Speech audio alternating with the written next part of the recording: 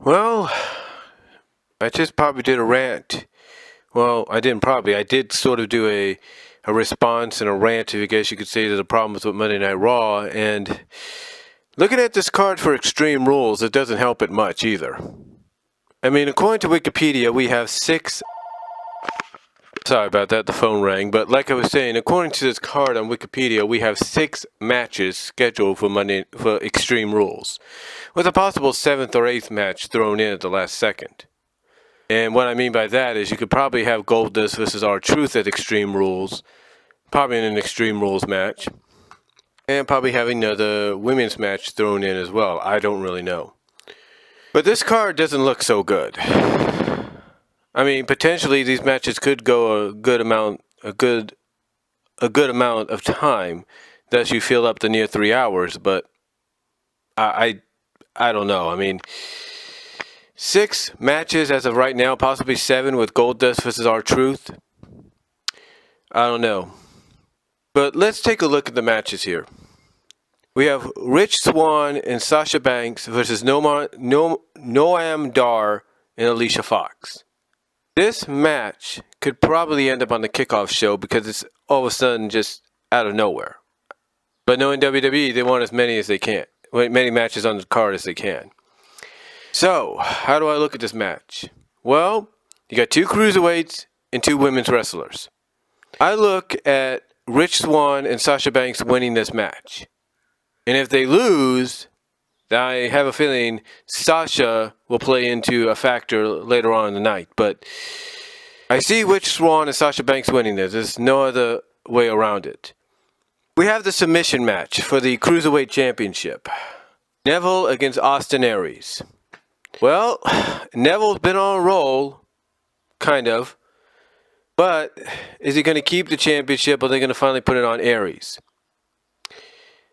I don't really know anymore with WWE. I mean, this is the 3rd match between the two.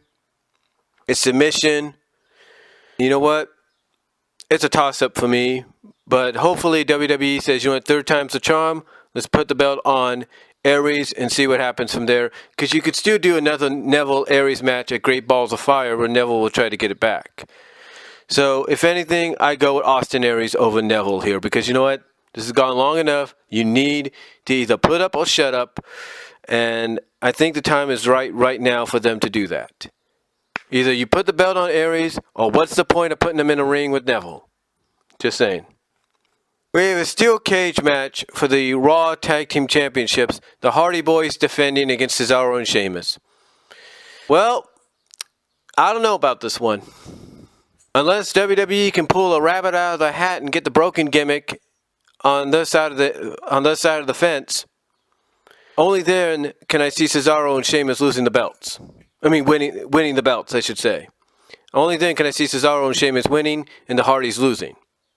But a lot of people are saying that's not going to happen, and the Hardys won't lose the belts until probably WWE gets the broken gimmick under the hat. So it's a toss-up here too, but I got to go with the Hardys. I'm going to go with the Hardys because I think WWE is waiting until some kind of clarification on whether or not the broken gimmick will be available for them to have. We got the 3rd match. The kendo stick on a pole match for the Raw Women's Championship. Alexa Bliss versus Bayley. Well, WWE apparently is high on Alexa, especially her promo skills, but in ring-wise, she still has a lot to accomplish. Do they keep the belt on her or they give it back to Bayley? Because who else do you got going up against Alexa? I'm just saying. Do you turn Nia Jax's face? Probably not. Do you have Dana Brooke go after her? No. Do you turn Emma face and have her go after her? No. Oh, logical. Do you turn Sasha? Do you finally give Sasha the shot? Probably. The only solution to me, guys, is Bayley getting the belt back, and then you could just go back and forth with these two again. But I think Bayley needs to get the belt back because there is money, believe it or not, in Bayley Nia Jax, and there's definitely money in Bayley Sasha. The only reason they put the belt on Alexa is because they wanted to make history. And it was either her or Charlotte, and they went with her. So, to me, I think Bayley's got to get it back here. And maybe this might be the start of something character-wise for Bayley that will get people more behind her now.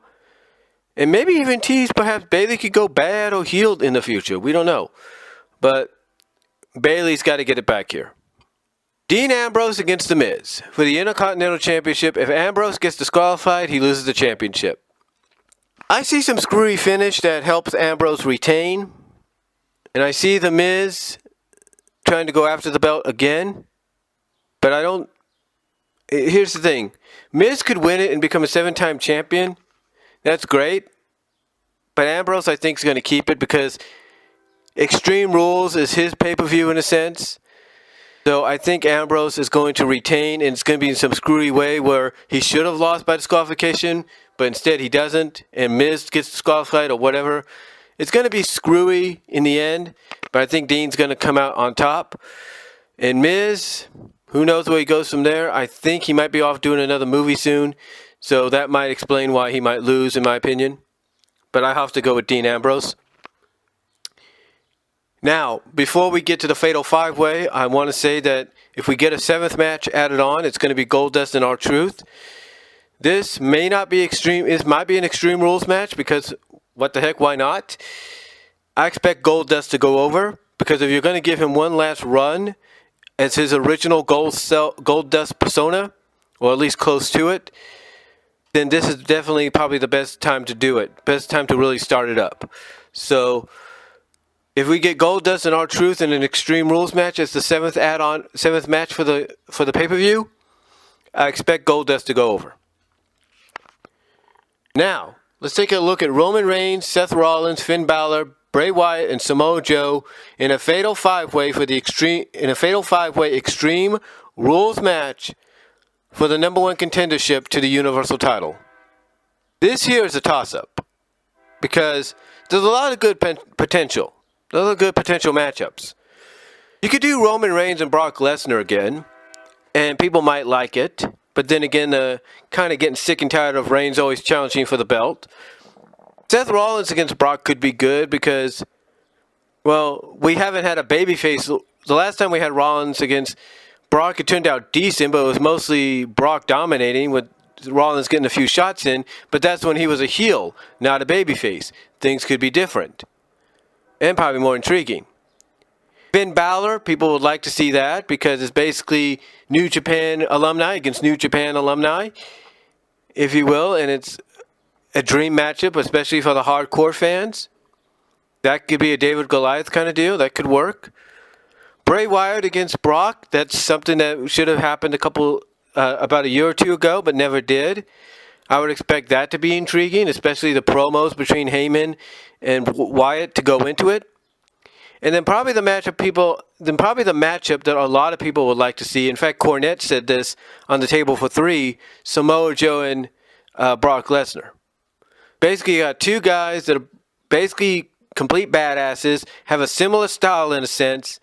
And if you were to play up Brock Lesnar, German and just the potential of playing up the fact that Brock could German suplex Samoa Joe on his head, and Joe would just get back up and probably hit him with a Conquista clutch or hit him with a suplex of his own or surprise him with some kind of maneuver.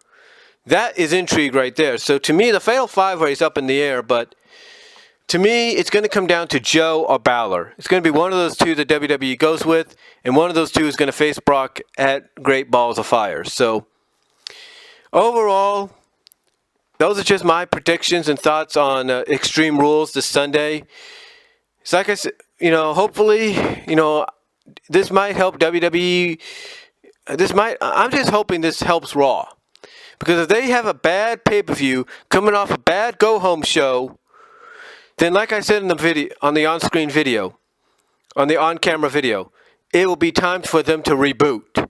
And they're desperately in need of a reboot. So WWE, I wish you the best of luck. WWE Raw, I wish you guys the best of luck with Extreme Rules.